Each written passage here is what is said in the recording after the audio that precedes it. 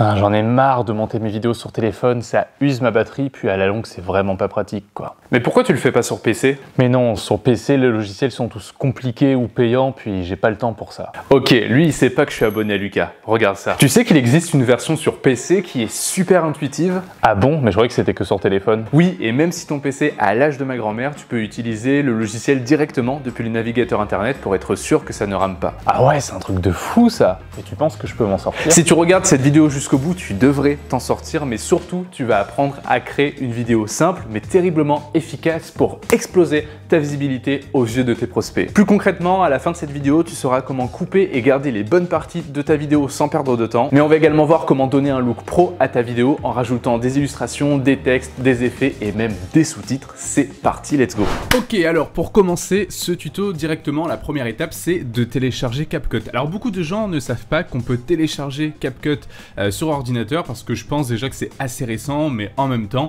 la version aussi est disponible qu'en anglais et du coup il n'est pas forcément super facile à trouver dans le moteur de recherche. Quoi qu'il en soit, il faut taper www.capcut.com pour trouver le site.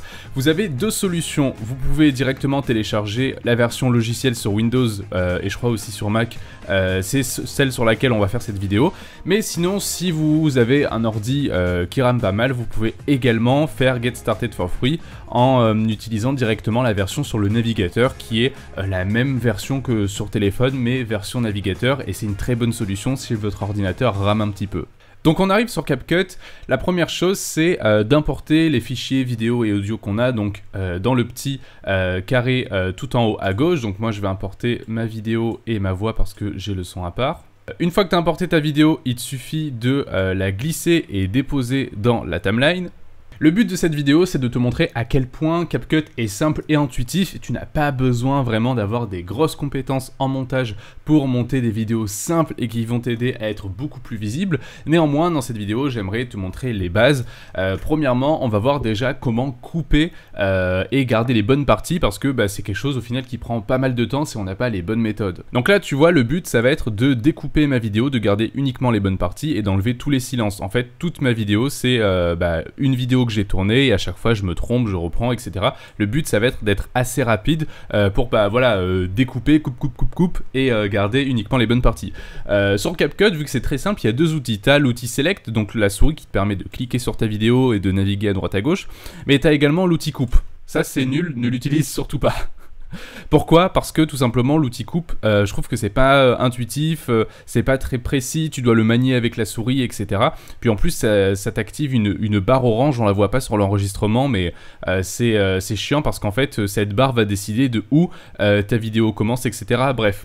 C'est une option vraiment pas idéale à utiliser, donc on va ici la désactiver en cliquant sur Turn Off Preview Axis. Nous, on va se servir de la barre de lecture blanche pour découper notre vidéo, comme ça. Le but du jeu, ça va être de placer ta barre de lecture là où tu veux couper ta vidéo, et tu peux la placer vraiment de façon précise, donc soit avec ta souris, mais également via les touches directionnelles de ton clavier. Et une fois que tu veux couper l'endroit où est ta barre, t'as juste à faire CTRL B. Et hop, tu vois, ta vidéo est coupée, et sinon, si tu veux revenir en arrière, t'as juste à faire CTRL Z. Ici, le but du jeu, ça va être de regarder les ondes de ta voix et de comprendre quand est-ce que la vidéo commence et quand est-ce qu'elle s'arrête, donc quand est-ce que la prise est bonne et quand est-ce qu'elle est pas bonne. En regardant uniquement où sont les ondes et en commençant à regarder là, tu t'épargnes de regarder tous les silences, tous les moments où tu bafouilles, où tu réfléchis, tu lis ton texte, etc. Je vais te donner un exemple juste ici.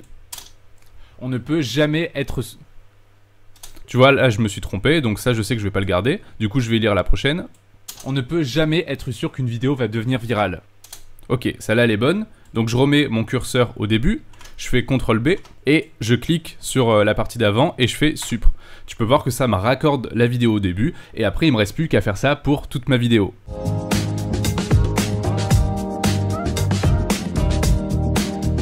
Ah oui, pendant que je suis en train de découper ma vidéo, je viens de remarquer, mais en fait ça c'est une vidéo courte, donc au format tu sais horizontal, et en fait je viens de capter qu'elle est au format 16/9 et que du coup c'est un petit peu bizarre. Tu peux modifier facilement le format de ta vidéo en cliquant sur le bouton original. Là du coup on va décider, donc là 16/9 ça serait pour une vidéo YouTube, un petit peu comme celle-là, mais là du coup on va choisir 9/16 qui est le format standard vidéo courte.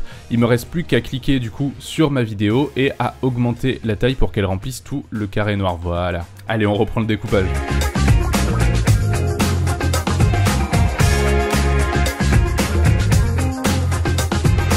Ok, une fois que tu as fini de découper ta vidéo et que elle est à peu près bonne, même si c'est pas forcément précis, c'est des choses que tu peux réajuster par la suite, on va la revisionner parce que comme ça, on va pouvoir maintenant mettre des zooms, des dézooms et des illustrations, tout ce qui va constituer l'habillage de ta vidéo. Quelque chose que beaucoup de gens oublient de faire, c'est tout bête, mais c'est par exemple zoomer et dézoomer dans sa vidéo. Tu vois, moi par exemple, la mienne commence. Je vais cliquer ici pour mettre une clé d'image au début. On ne peut jamais être... Et je vais zoomer quelques images après, quelques secondes après, pour faire un petit zoom entrant. Ça va faire cet effet. On ne peut jamais être sûr qu'une vidéo va devenir virale. Et après, hop, tu vois, ça va. Je peux même encore dézoomer sur l'autre séquence. Ce qui va avoir cet effet de faire des zooms, et ça va donner beaucoup de dynamisme à ta vidéo. Tu peux même jouer un peu avec le ton de ta voix et par rapport à ce que tu dis, accentuer les zooms, des zooms par rapport au ton de ta voix et ce que tu dis. Là, tu vois que j'annonce quelque chose, donc je fais un gros zoom sur ma tête. Qu'est-ce que contiennent les vidéos qui le deviennent? Et voici ce que c'est. Premièrement, l'accroche est une énorme...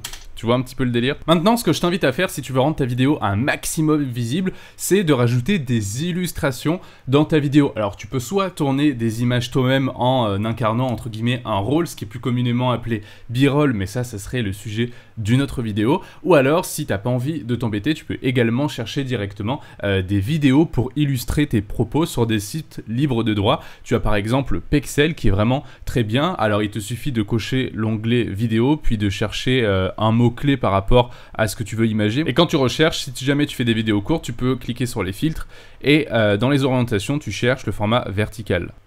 Ok, j'ai cherché des gens qui pouvaient être surpris, mais ça marche pas trop, et puis en fait, j'ai pas trop trouvé ce que je voulais. Du coup, au final, à la place, j'ai trouvé quelqu'un qui scrolle sur son téléphone avec un ordinateur derrière. Je pense que ça se prête au truc, je parle d'accroche, on voit quelqu'un qui est en train de scroller. Bon, c'est quelque chose qui est bien. Donc, t'as juste à télécharger la vidéo, à la faire glisser, à la mettre dans CapCut. Une fois que t'as fait glisser ta vidéo dans le dossier des imports, tu l'as fait glisser là où tu veux, à l'endroit où tu veux qu'elle apparaisse. Donc là, forcément, ta vidéo, si elle est longue, elle va prendre toute la vidéo, mais pas de panique, on va prendre uniquement la partie qui nous intéresse et la raccourcir. Donc tu peux voir là que elle ne fait pas exactement la même taille que ma vidéo, donc c'est pas grave. Ici, dans vidéo, dans scale, tu vas aller, hop, zoomer dessus pour l'agrandir. Et puis bah du coup on va prendre la partie qui nous intéresse. Donc moi je vais avancer, je retiens que tu vois c'est à l'échelonnement entre mes deux clips où je veux la mettre, c'est à peu près cet endroit là, donc je vais laisser ma grille de lecture là. Et je vais visionner ma vidéo, hop, tac tac tac tac. Donc je vais commencer là où le mec scrolle avec son doigt. Et puis bah, je sais que je vais devoir l'arrêter, tac tac tac. Donc si elle commence ici. Mais on sait ce que contiennent les vidéos qui le deviennent. Et voici ce que c'est. Premièrement, l'accroche est une énorme porte ouverte. Voilà, l'accroche est une énorme porte ouverte et après ça passe sur un autre clip. Donc à ce moment-là, tu as deux solutions. Tu peux soit appuyer sur B pour reprendre le petit ciseau qu'on n'aime pas trop, couper ici, reprendre ton clic avec le A, cliquer dessus et supprimer. Ok.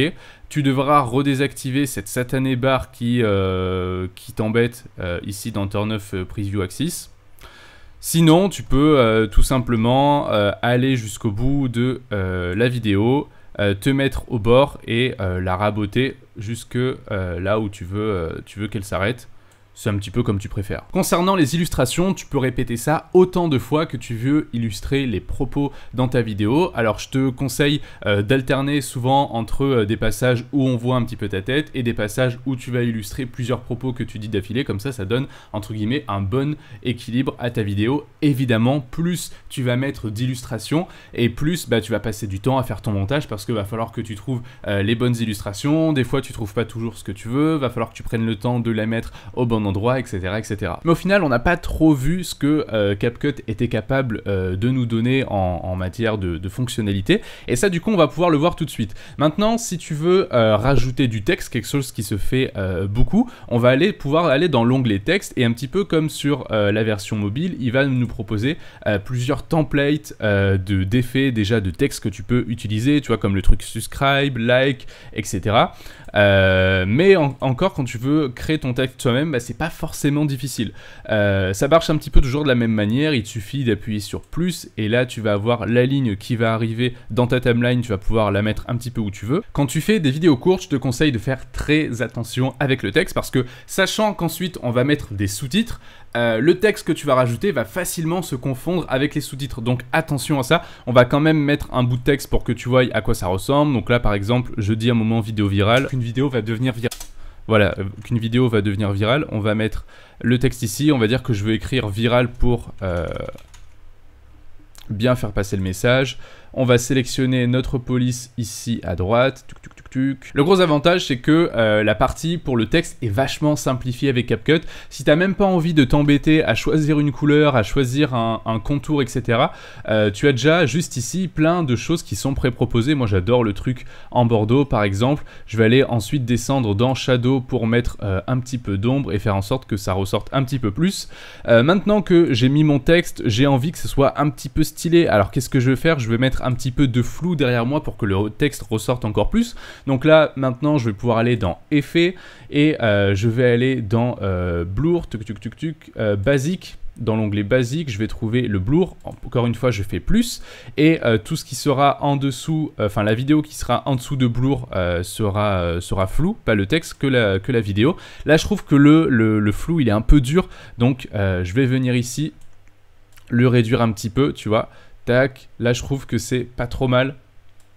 Maintenant, je veux que mon texte viral, il apparaisse d'une manière un petit peu stylée. Donc, je vais cliquer sur le texte viral et je vais aller dans le panneau en haut à droite. Je vais aller dans animation et je vais choisir une petite animation stylée pour faire apparaître mon texte viral.